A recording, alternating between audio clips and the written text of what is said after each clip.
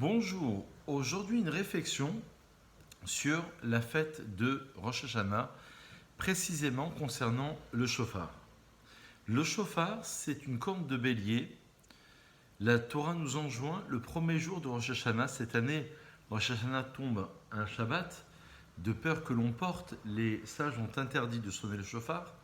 Donc on sonnera le shofar le second jour de Rosh Hashanah. On a une mitzvah, normalement, le premier jour de Rosh Hashanah, habituellement, de prendre une corne de bélier, de sonner.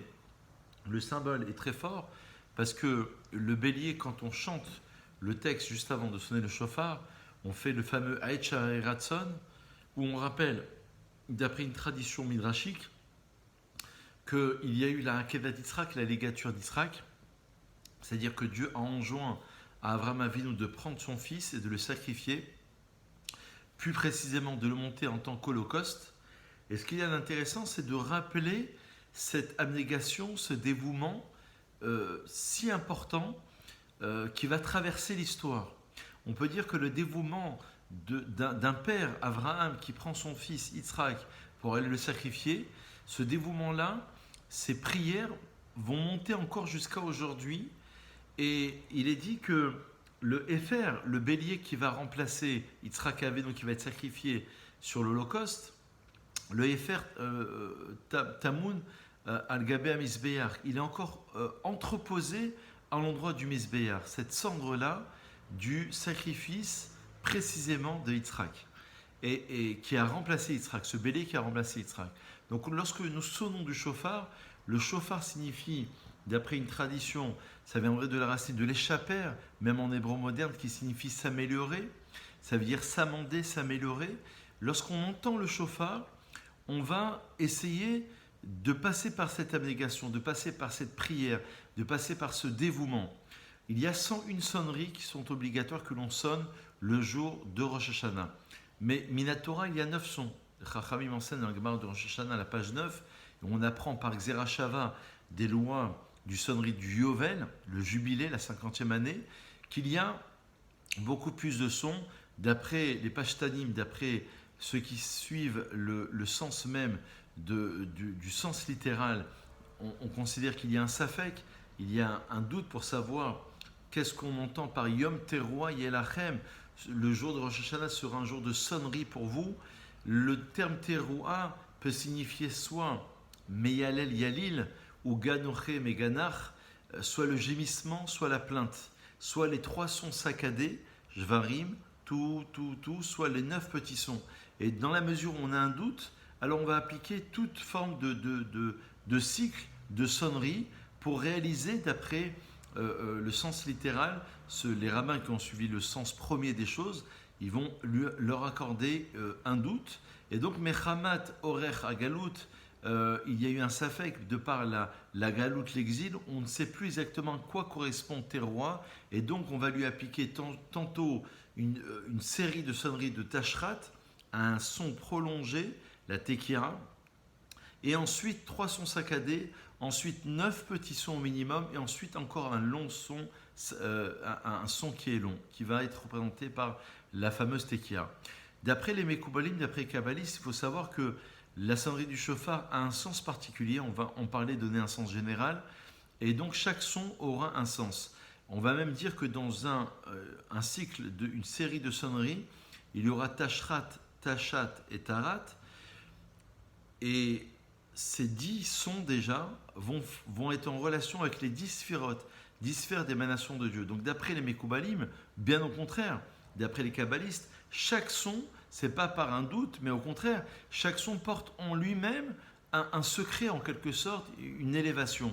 Et donc il y aura le son qui va représenter le Keter, la couronne, le son qui va représenter la Chochma, l'intelligence, la Bina, la compréhension, Netzar, Hod, Yesod, Malchut, et évidemment sans oublier Tiferet au préalable.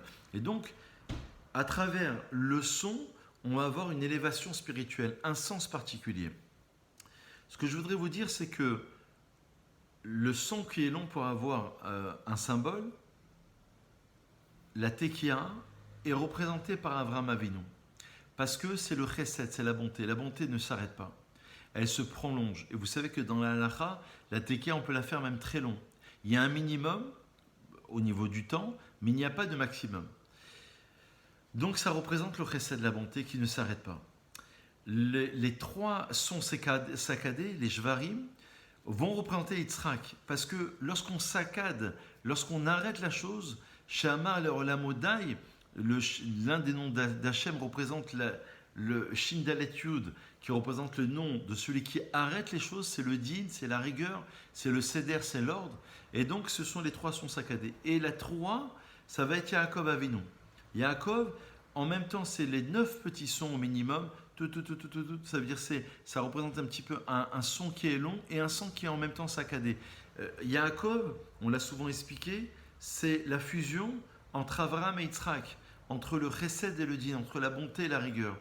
Donc, il va falloir comprendre qu'il y a un son qui représente le prolongement du chesed de la bonté, un son qui représente la manière saccadée d'exprimer les choses, c'est Yitzhak, c'est la rigueur, un son qui représente Yaakov, la terroir, les 9 petits sons saccadés qui sont en même temps une symbiose entre le chesed et le din, entre un son qui est prolongé avec un son qui est saccadé, et on termine cette première série par un son qui va être long, la tekiya.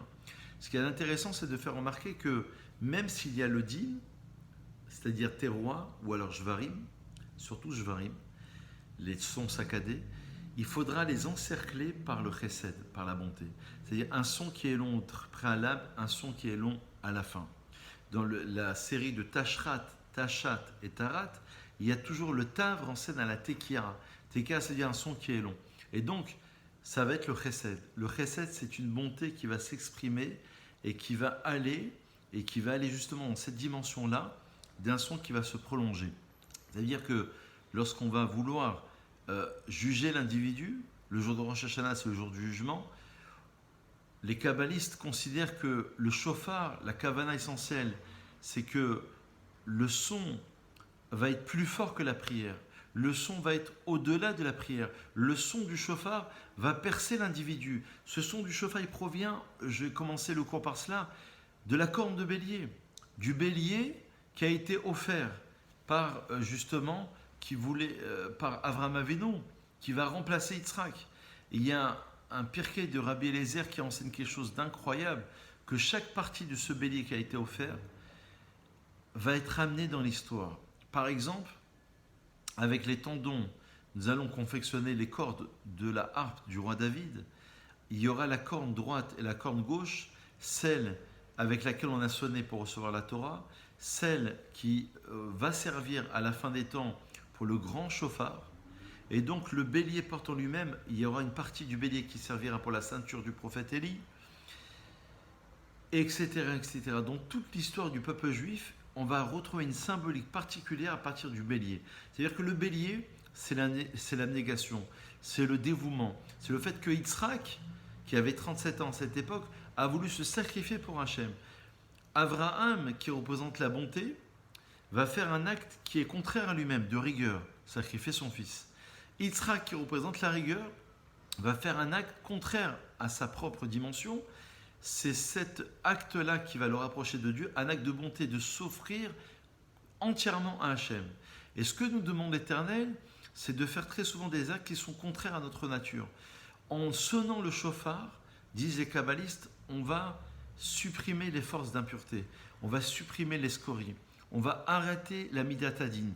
C'est pour ça que je voulais expliquer que dans la symbolique des sonneries, il y a Avraham, Yitzhak et Yaakov, il y a surtout le fait que ces sonneries-là sont encadrées par 2 grandes sonneries, des sons qui soient longs, tekiya, tekiot, et qui représentent le chesed de la bonté. Parce que même lorsqu'il y a un acte de din, même lorsqu'on va parler de jugement, nous on va faire appel à une transcendance, à ce son du shofar qui va percer l'individu, qui va être au-delà des prières, qui va être plus fort qu'une prière. Le son, la sonnerie du shofar, c'est pas comme si qu'on allait sonner la trompette, comme si qu'on allait exercer un art. La Gemara dit dans Shabbat que Chochma hi ve'ena melacha, Tekiat shofar fait partie des choses, les sonneries du shofar, où c'est pas juste un art, c'est une sagesse, c'est une chochma. Pourquoi c'est une chochma? Parce que elle va sortir de l'histoire de la transcendance même de toute l'histoire d'Israël, depuis l'époque où Abraham a voulu sacrifier son fils, elle va traverser toute l'histoire, cette sonnerie, et elle va percer nos cœurs. Et donc, même le din, la rigueur, va être encerclé quelque part, la symbolique, du chesed au début et du chesed à la fin.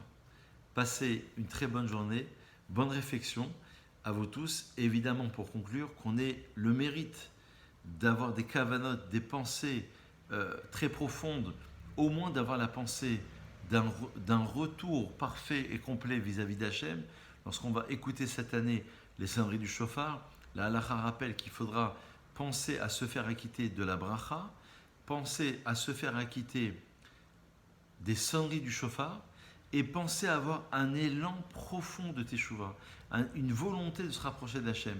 La Gemara dit dans Rosh Hashanah al-Pachez que c'est tellement puissant, elles sont tellement puissantes ces sonneries du shofar que même le Satan, Me'arvev à Satan, le Satan, l'esprit du mal, il est embrouillé parce qu'il pense que est arrivée la fin. Vous savez qu'à la fin des temps, forcément, l'esprit du mal disparaît. Bila Amavet Lanessa. Et il pense que, puisqu'il y a ces prières, chaque année, il va penser la même chose. Ça paraît un petit peu utopique.